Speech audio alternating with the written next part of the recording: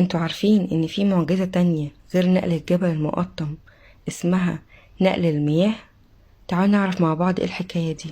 القديسة دميانة ديرها العظيم مرتبط بقصة كتير من الناس ما يعرفوهاش، بالرغم من ان في شبه كبير بينها وبين قصة معجزة نقل جبل المقطم.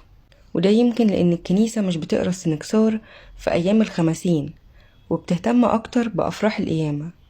القصة موجودة في السنكسار تحت تاريخ 12 من بشمس، في تذكار تكريس كنيسة قدستنا العظيمة في الشهيدات الأميرة دميانة. بعد استشهاد الأميرة دميانة والأربعين عذراء، وبعد ما تولى الإمبراطور قسطنطين الملك، نزلت أمه الملكة البارة هيلانا لمصر، وبنت كنيسة للشهيدة دميانة، وتحتها حطت أجساد الشهيدة دميانة والأربعين عذراء.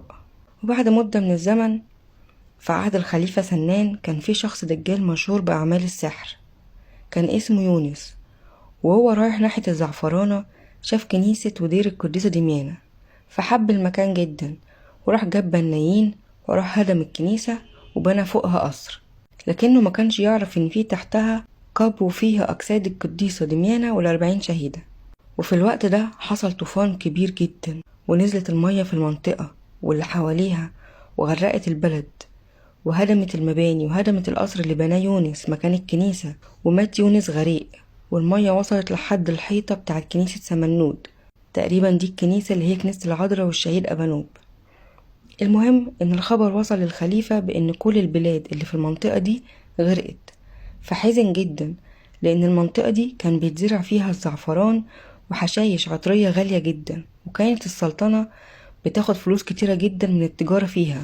وفي الوقت ده كان في القلعة شخص يهودي قال للملك انه لازم يلزم البطرك بتاع الأقباط ان هو يشوف حل لمشكلته، وكان وقتها البابا خائيل الأول ال46.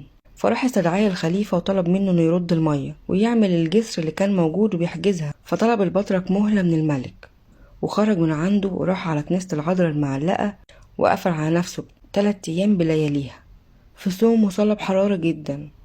وفي اليوم التالت كلمته العذراء من أيقونتها وقالت له إن رسل الحاكم جايين له دلوقتي في الطريق، وهو في طريقه للحاكم هيشوف راجل قديس بسيط جدا شايل على راسه مشنة وبيبيع تفاح، والراجل ده هو اللي على ايده هتتم المعجزة.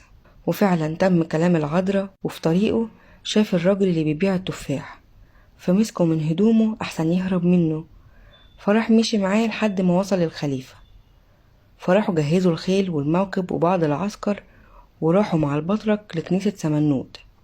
وكان الأقباط كلهم بيسيبوا بيوتهم وبلادهم وبيمشوا ورا بطركهم في الطريق، وابتدى الشعب يصرخ كرياليسون، وكان الراجل اللي بيبيع التفاح واقف ورا البطرك لحد ما وصلوا منطقة اسمها الدميرة، وهناك عملوا الخيام للملك، واتسمت المنطقة دي بجزيرة سنان لغاية يومنا ده.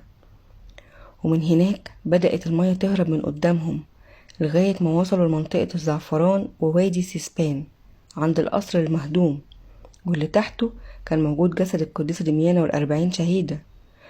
وهناك بدأ البطرك يرفع ايده ويصلي والشعب وراه، واستمرت المية في الهروب، وراحت قامت رياح شديدة جدا وخرجت رمال وهيأت جسر. ففرح جدا الخليفة وحب يكافئ البطرك، فطلب منه، قال له اتمنى اي شيء انا هنفذهولك. فراح طلب البابا منه ان هو يساعده في بناء كنيسة ودير جديد مكان اللي اتهدم، فأمر الخليفة بالبناء على نفقته الخاصة. أما البابا فراح نزل لقبر القديسة دميانة اللي كان تحت القصر اللي غرق، فلقى جسدها هي وأجساد العذراء الأربعين لم يمسهم أي فساد. فخد البابا جسد الست دميانة ونقله مؤقتا للكنيسة المعلقة لغاية ما ينتهوا من بناء الدير في البراري، وبقى بيحتفل بعيد القديسة دميانة في الكنيسة المعلقة لغاية ما تم بناء دير البراري. ومن الوقت ده اتسمت الكنيسة المعلقة كنيسة العذراء والشهيدة دميانة، وحطوا أيقونة كبيرة للست دميانة في الحائط الغربي قدام كل اللي داخل الكنيسة يشوفها، بالإضافة كمان لأيقونات تانية ومقصورة اتحط فيها جزء من جسدها قبل ما يرجعوه تاني لقبرها مع الأربعين شهيدة. بركة شفاعة القديسة دميانة وصلواتها تكون مع جميعنا، أمين.